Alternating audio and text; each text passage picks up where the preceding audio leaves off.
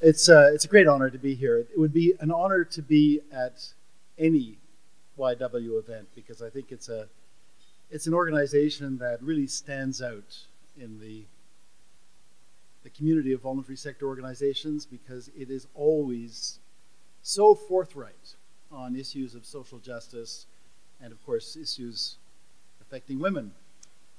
But it's a particular honor to be here, of course, because we're celebrating a 100th anniversary. That's something that certainly merits a celebration. 100 years.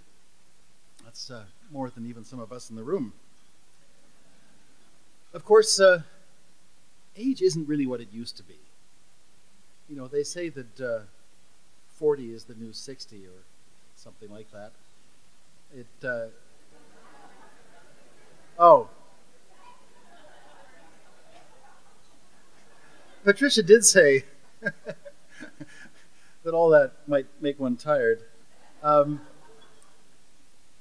it does remind me of a story. A friend, a couple who decided to have a child at the relatively late age, I suppose, of 50. It's something that really didn't used to be possible, but technology being what it is possible now. Anyway, after the child was born, a friend called up and said, you know, I'd have to come over and see the baby. In due course, she came around for coffee and they chatted for a while. She said, where's the baby? Just a moment, just a moment. We chatted for some more time, had another cup of coffee. She said, I want to see the baby. Mother said, I'm just waiting for it to cry. Why? I forgot where I left it. Anyway, we don't have to worry about loss of memory when it comes to the Y. We just heard some wonderful stories of the early days of the Y. It's you know, cast your mind back 100 years, 1910, and here's a situation where the city with a population of 10,000 or so, barely 5 years old, and yet already some of its citizens were thinking, there's a need here which we can meet. In this case, it was for a home for young women. They organized themselves. They wanted to respond to the need. They raised money. They created a local voluntary association, which became the YWCA of Saskatoon. They raised $47,000, which was no small sum in those days. And what we heard from Patricia is how active this organization has been in the 100 years since then. It's been a way for people to get involved, for people who are concerned about an issue, who wanted to provide services to fellow citizens in need, and they wanted to contribute to building a stronger and more cohesive community. Now, of course, in the time since 1910, the range of programs and services provided by the Y has evolved and expanded. And indeed, the status of women has changed. I was fascinated to read that those days, if girls or women wanted to go swimming, they had to be strictly chaperoned. I suspect that is no longer the case. But the basic mission has remained the same, as we heard. It's essentially to eliminate poverty, to deal with homelessness, and to provide for the needs of women, children, and their families.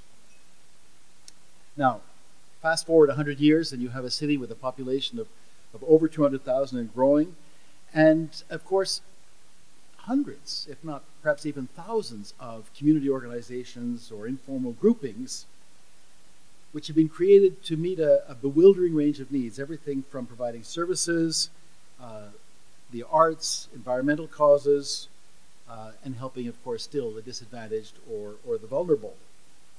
It's such a pervasive part of our community. It's such an integral part of our notion of what a community like Saskatoon is that we hardly notice it. It's like the two fish swimming in the water, and one says to the other, "How is the water?" And the other fish says, "What's water?" So we take it for granted, this level of community involvement. And that's a wonderful thing, but it's also, I think, a bit worrisome. It's wonderful because, of course, it testifies to how deep and pervasive the voluntary or community sector is in Canada.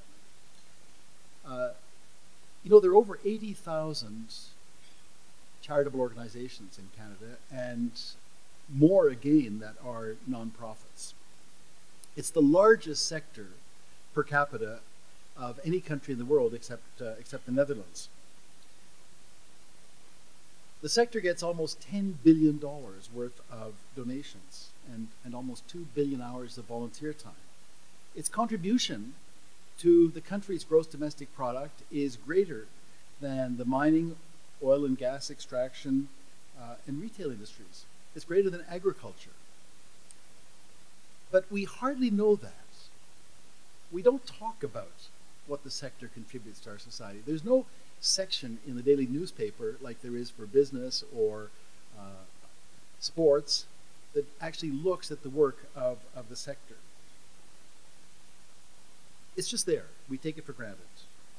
And we do so because just as in 1910 or 1911, citizens continue to come together to respond to a need or to advance a cause or to do something which is of concern. So why do I say this is worrisome? I think it's worrisome because we do take it for granted. We don't pay attention to it. Individually, of course, we're involved. We're volunteers. We serve on boards. We contribute as donors to organizations that we believe in. But we don't often step back to look at the health of the sector as a whole. But there are troubling signs that it's not entirely healthy.